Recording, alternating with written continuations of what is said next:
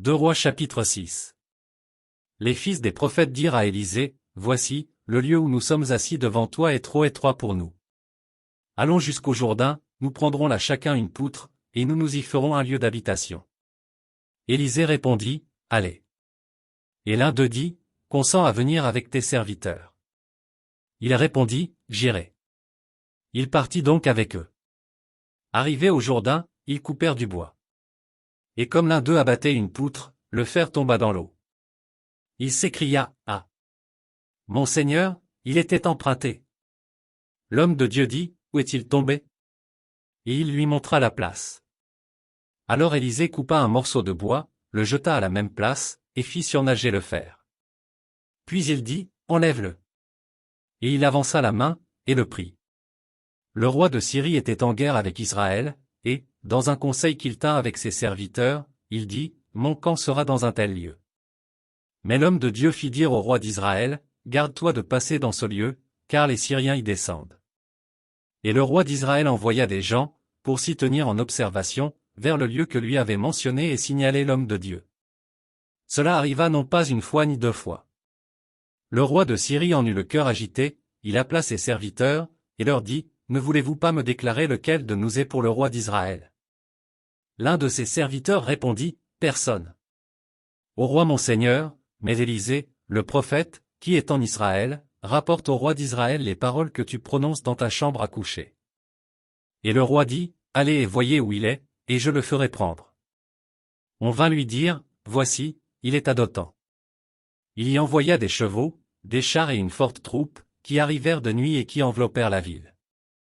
Le serviteur de l'homme de Dieu se leva de bon matin et sortit, et voici, une troupe entourait la ville, avec des chevaux et des chars. Et le serviteur dit à l'homme de Dieu, « Ah! Mon Seigneur, comment ferons-nous » Il répondit, « Ne crains point, car ceux qui sont avec nous sont en plus grand nombre que ceux qui sont avec eux. » Élisée pria, et dit, « Éternel, ouvre ses yeux, pour qu'il voie. » Et l'Éternel ouvrit les yeux du serviteur, qui vit la montagne pleine de chevaux et de chars de feu autour d'Élisée. Les Syriens descendirent vers Élisée. Il adressa alors cette prière à l'Éternel, « Daigne frapper d'aveuglement cette nation. » Et l'Éternel les frappa d'aveuglement, selon la parole d'Élisée. Élisée leur dit, « Ce n'est pas ici le chemin, et ce n'est pas ici la ville, suivez-moi, et je vous conduirai vers l'homme que vous cherchez. » Et il les conduisit à Samarie. Lorsqu'ils furent entrés dans Samarie, Élisée dit, « Éternel, ouvre les yeux de ces gens, pour qu'ils voient. » Et l'Éternel ouvrit leurs yeux, et ils virent qu'ils étaient au milieu de Samarie. Le roi d'Israël, en les voyant, dit à Élisée, « Frapperai-je, mon père ?» « Tu ne frapperas point, » répondit Élisée, « est-ce que tu frappes ceux que tu fais prisonniers avec ton épée et avec ton arc? Donne-leur du pain et de l'eau, afin qu'ils mangent et boivent, et qu'ils s'en aillent ensuite vers leur maître. » Le roi d'Israël leur fit servir un grand repas, et ils mangèrent et burent, puis il les renvoya, et ils s'en allèrent vers leur maître. Et les troupes des Syriens ne revinrent plus sur le territoire d'Israël. Après cela, Ben-Hadad, roi de Syrie, ayant rassemblé toute son armée, monta et assiégea Samarie.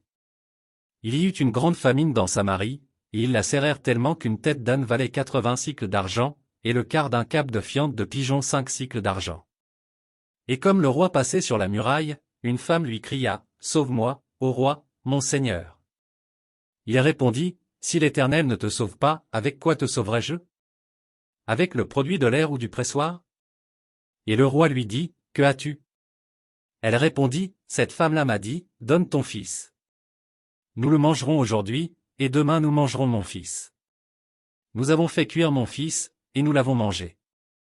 Et le jour suivant, je lui ai dit, donne ton fils, et nous le mangerons. Mais elle a caché son fils. » Lorsque le roi entendit les paroles de cette femme, il déchira ses vêtements, en passant sur la muraille, et le peuple vit qu'il avait en dedans un sac sur son corps. Le roi dit, « Que Dieu me punisse dans toute sa rigueur, si la tête d'Élisée, fils de Shaphat, reste aujourd'hui sur lui. » Or Élisée était dans sa maison, et les anciens étaient assis auprès de lui. Le roi envoya quelqu'un devant lui. Mais avant que le messager soit arrivé, Élisée dit aux anciens, « Voyez-vous que ce fils d'assassin envoie quelqu'un pour m'ôter la tête? Écoutez.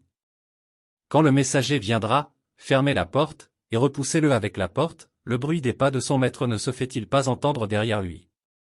Il leur parlait encore, et déjà le messager était descendu vers lui, et disait, Voici, ce mal vient de l'Éternel, qu'ai-je à espérer encore de l'Éternel?